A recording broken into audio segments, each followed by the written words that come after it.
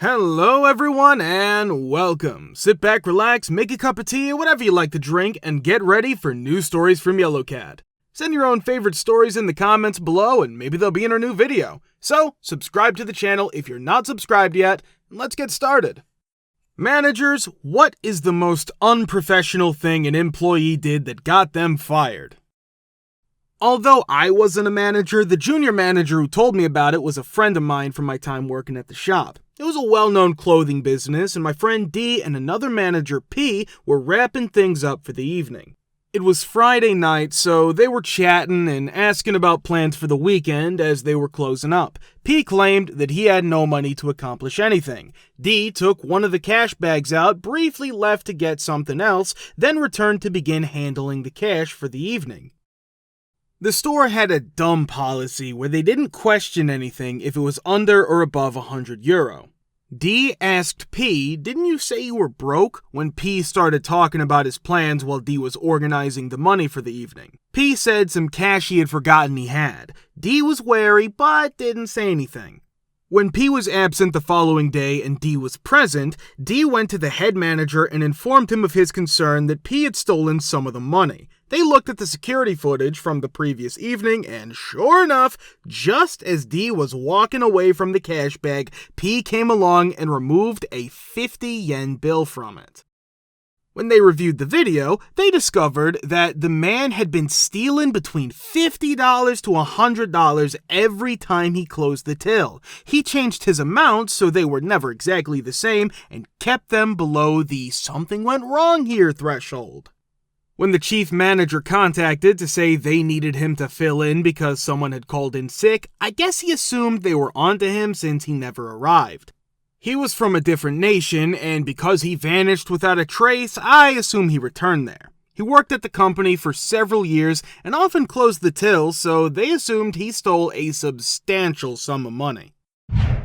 Most insane individual I've ever met. Came in as an intern, had an above-average resume on paper, lied about nearly everything a person could lie about, including the fact that they were completely useless at the computer programming they were recruited to do, despite their resume indicating they had some level of proficiency. Except for one occasion when they sabotaged someone else's work, this person didn't actually accomplish any work. However, would also make up lies about little matters that had no bearing, such as the people they had lunch with or their weekend activities. The largest, wildest lie I've ever been given was the final straw. This person disappeared from work for a few days and was totally incommunicado. With that alone, we were trying to terminate, but couldn't get in touch. We spent days trying to get in touch with this person, and when we did, they finally responded to me with a cocky tale about going halfway around the world for emergency medical attention because there was no insurance in the US, and that it's just easier for everyone, made them even want to get fired early. Beyond the fact that the person's narrative was highly improbable on its own, the issue with it was that the person was skipping work and posting in public on social media while using their own name and face. The social media posts covered topics like adventure, rock climbing, and similar topics. They said they couldn't call in sick to work because there were no phones or internet in their hometown, all while purportedly flying halfway around the world with a dangerously high fever, getting put under anesthesia at the doctor's office, and all while purportedly traveling halfway around the world with a dangerously high fever. This person even managed to badge into the workplace on Sunday to return their work PC and to clean out their desk in the midst of all of this insanity traveling the world while suffering from a high fever. It turned out that they wanted to leave the situation completely so they wouldn't have to return and face the consequences. I saw this during my first 2 weeks working for a startup as a student software engineer in 1999 to 2000. He wasn't technically fired either. I worked there with 3 other folks to create a new app using traditional ASP. Despite being a graduate developer rather than a student, the third guy was essentially hopeless, had a constant need for direction and assistance, and was unable to produce any passable code without having it thoroughly explained to him first. After 2 weeks of this, on Friday night, the supervisors informed the third man that he was having difficulty with the task and that, unless he makes a significant improvement, they may need to locate him a different position, in support or testing, for example. They thought he was great and had a place in the company, but obviously not as a coder. In any case, the meeting had gone poorly. On Monday, he failed to report for work. There was no excuse or call-in. Tuesday arrives and he vanishes without a trace.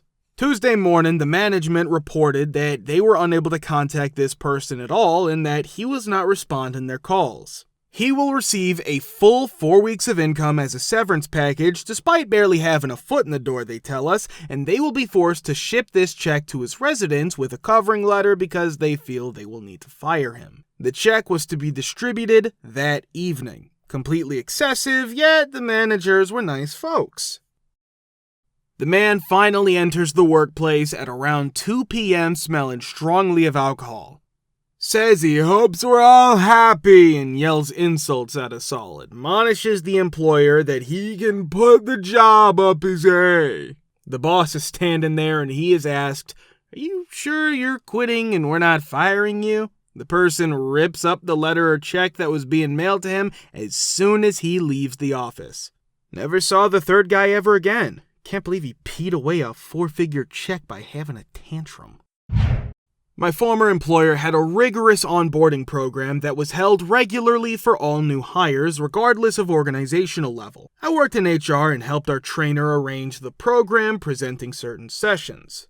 After one day, the trainer told me that our new executive was a problem since he was late for the morning session, came back from lunch, so he missed a whole presentation and made lots of off-the-wall comments.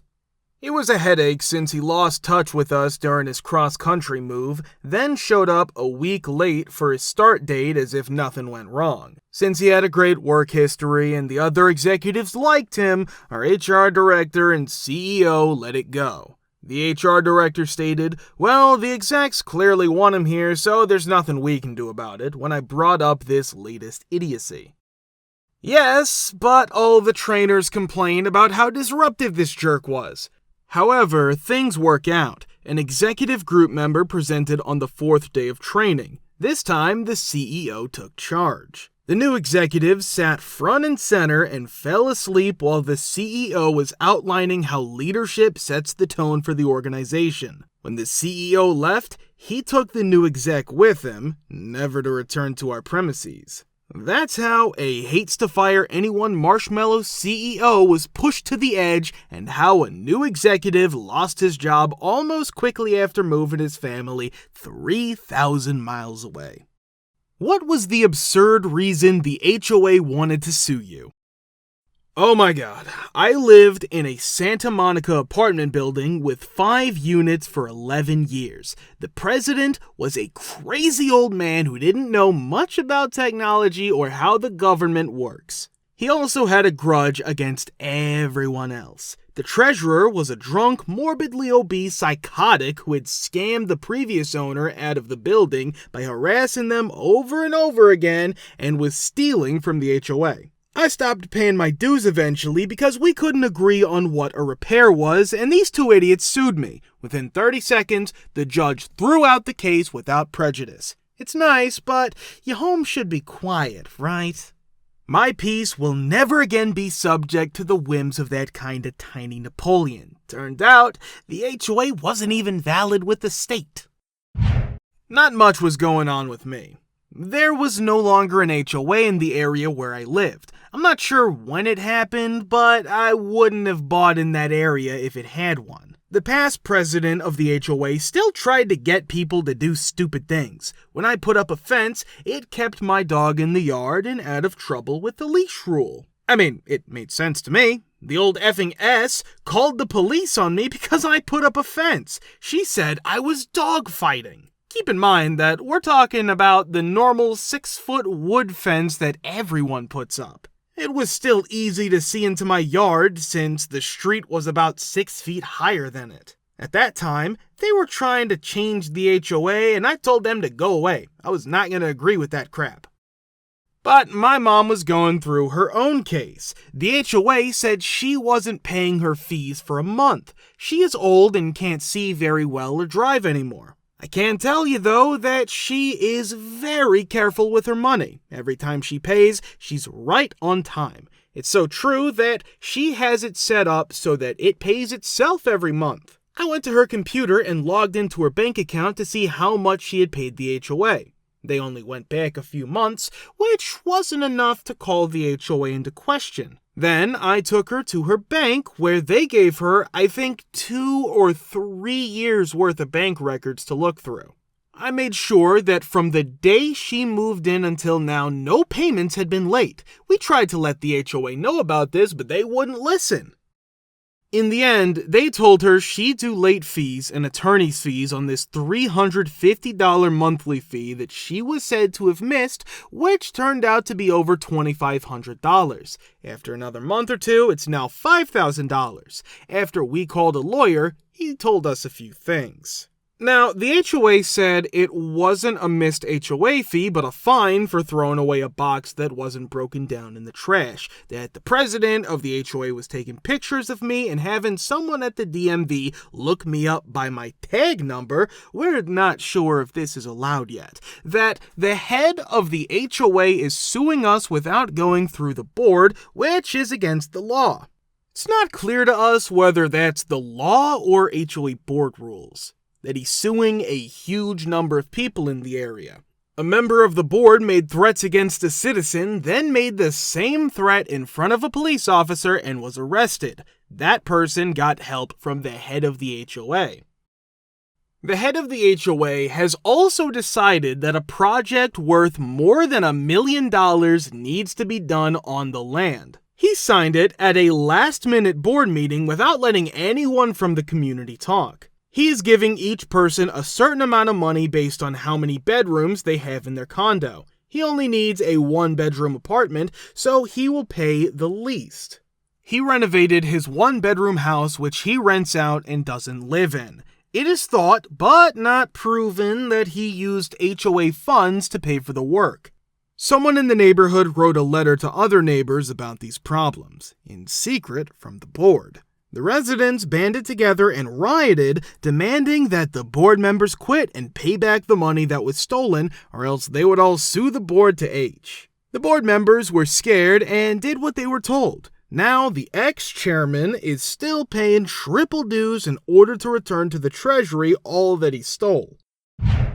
A friend of mine is an attorney. He lived in an HOA area before he moved to New York. After he moved in, they started giving him notices, warnings, and tickets right away. He kept track of everything and the condition of the area. Then, he sued the HOA, the board members, and other people. Then, he started calling every neighbor right away to get statements for what he called discovery. The HOA president then called him to ask him to take everything back. He lived there for a long time. Whenever a neighbor had an HOA issue, they would go to him and he would take care of it. He tells crazy stories. He made it sound like he might have sued these people dozens of times between the first suits he filed for himself and the suits he filed for other neighbors. He jokes that the corporate and patent laws he does now is far less evil than the HOA was. My parents' HOA once sued themselves for cutting down some trees. As a true story, when I worked as a paralegal in litigation, we took on a case against a horrible homeowners association, or HOA. One resident got over 125 violation tickets in a year. We sued the HOA like crazy and basically put it out of business. The HOA had to buy the house and all the fees, plus a 15% increase in the home's value over the current market price, plus an extra $100,000 in damages and all the lawyer's fees. Soon after, the HOA was disbanded, and there were about 50 lawsuits among the people involved. Everyone kept blaming and suing each other. Some of the most important parts were plaintiff was fined more than a dozen times for flying a flag after dark, federal law, not an HOA, and he recorded himself lowering the flag every night before dark with timestamps for each day in question. There were over 30 tickets for parking in a bad way. Once more, the plaintiff took a picture of each time they stopped. The best that made the judge furious, 44 citations for, and I quote, garbage of a nature as to cause odors that were distasteful to the neighborhood. That one I will always remember. The whole development area sued the contractors, who then sued the management company. It was funny, but the firm got about 10 clients and made well over $1 million in fees and awards from that development. From what I understand, work has not even begun on the planned addition of 50 more homes because there are still so many for sale. Some were foreclosed on because of lawsuits, and others were abandoned when people said F it and gave up. If you ever have to deal with an unruly HOA, you should record everything. Seriously, get a cheap PC and hook up a 24/7 camera in a way that no one will notice. Then, keep records of everything. If you go out, have a camera pointed at where you park, etc. Any harassment that is recorded is likely to help you win your case. Keep in mind that this case happened in Massachusetts, where HOAs are not as legally strong as, say, condo associations. In some states, you can't sell your home until you agree to follow the HOA's rules, unless you can show that you were treated unfairly or were pestered. Write down and record everything. If you live in a state that lets you, you should also record your HOA calls. Thank you for subscribing, the likes, and comments. We're very happy to see you all in the comments too. Thanks for your support.